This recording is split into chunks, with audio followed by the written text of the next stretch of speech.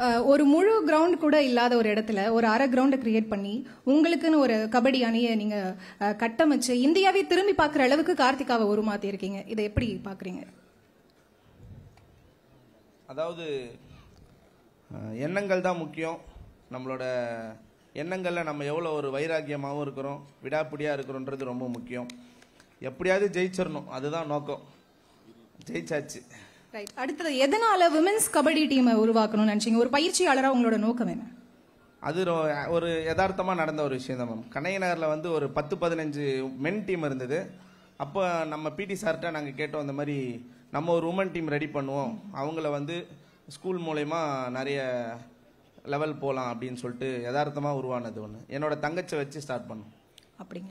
Okay. அடுத்ததா கண்ணகி நகரை பொறுத்த வரைக்கும் சுஜி, கார்த்திகா, காவி அப்படின்னு 3 வீராங்கனைகள், நட்சத்திர வீராங்கனைகள் நீங்க சுட்டி காட்டுறீங்க. ஸோ அவங்கள பத்தி ஒரு சில வார்த்தைகள். சுஜி வந்து நம்ம டீமோட கேப்டன்.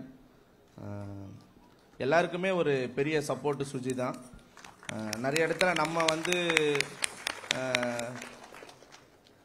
கோவப்பட்டு பேசினாலும் சுஜி தான் டீமை வந்து அனுசரித்து எல்லாமே ஒருங்கிணைச்சு கொண்டு போகிற ஆள். சுஜி கேப்டன். எந்திரமா சுஜி அவர்களுக்கு பலத்த கைத்தட்டல் கொடுக்கலாம். ரொம்ப கஷ்டப்படுற ஃபேமிலி இருக்கிற எல்லாருமே ரொம்ப கஷ்டப்படுறவங்க. அதில் சுஜி வீடு ரொம்ப கஷ்டப்படுறவங்க. அதுலேயுமே சுஜி வந்து விடாப்பிடியா நிச்சயமாக நான் வந்து இந்தியா விளையாடுவேன்ற ஒரு ஒரு போராட்ட குணத்தோடு இருக்காப்புல. வர்ற ஏப்ரலில் தெரிஞ்சிடும். ரைட். ஒரு 40 பேர் கொண்ட அணிக்கு நீங்க ஒரு கோச் அப்படிங்கறத தாண்டி அத்தனை பிள்ளைகளுக்கும் நீங்க ஒரு தகப்பனா, ஒரு தாயா இருக்கிறீங்க. உங்களோட பிள்ளைகள் சாதிக்கும் போது உங்களுக்கு எப்படி இருக்கு அந்த ஃபீல்? ரொம்ப சந்தோஷமா இருக்கு. ரொம்ப ரொம்ப சந்தோஷமா இருக்கு. சரி, கார்த்திகா அப்படின்னு பார்க்கும்போது ஆட்டம் அப்படின்னா ஆக்ரோஷமா இருக்காங்க. பேச சொன்னா இப்படி குழந்தை மாதிரி கூச்சப்படுறாங்க இல்லையா? ஸோ அவங்க விளையாட்டு அப்படின்னு வரும்போது எந்த அளவுக்கு டெடிகேஷனோட இருப்பாங்க? ரொம்ப ரொம்ப டெடிகேஷனா இருப்பாங்க. எனக்கு தெரிஞ்சு கபடியில் இந்த அளவுக்கு வேற யாரும் இருந்திருக்க மாட்டாங்கன்னு தான் என்னால் சொல்ல முடியும். அவ்வளோ சின்ன வயசுல இவ்வளோ ஹார்ட் ஒர்க் பண்ண முடியாது, அவ்வளோ ஆர்வமாகவும் இருக்க முடியாது. நான் நிறைய கோச்சஸ் கிட்ட, தமிழ்நாட்டில் இருக்கிற எல்லா கோச்சஸும் என்கிட்ட பேசுவாங்க, நிறைய நார்த் இந்தியா கோச்சஸும் பேசுவாங்க. அப்படி பேசும்போது அவங்களோட பிளேயர்ஸை பற்றி கம்ப்ளைண்ட் தான் பண்ணுவாங்க.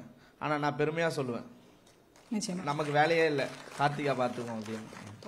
கண்ணகி நகர் கபடி அணியை பொறுத்த வரைக்கும் என்னென்ன சவால்கள் இருக்கு, என்னென்ன தேவைகள் இருக்குன்னு நினைக்கிறீங்க? இது வரைக்கும் நிறைய தேவைகள் இருந்தது. இப்போ தாட்கோ மூலயமா கந்தசாமி ஐஎஸ் சார் வந்து நமக்கு கபடிக்கு இண்டோர் கோர்ட் அவரே இனிஷியேட் எடுத்து பண்ணி தராங்க. அது ஒரு பெரிய, அவருக்கு ரொம்ப நன்றியை சொல்லணும். அதுக்கப்புறம் கண்ணகி நகர் பிளேயர்ஸு இப்போ பொதுவாக இன்டர்நேஷ்னல் லெவலில் விளையாடுற பிளேயர்ஸ் எல்லாருமே வந்து ஒரு ஸ்போர்ட்ஸ் மேன்னும் போது அவங்க நல்ல ஒரு டயட்டில் இருக்கணும்.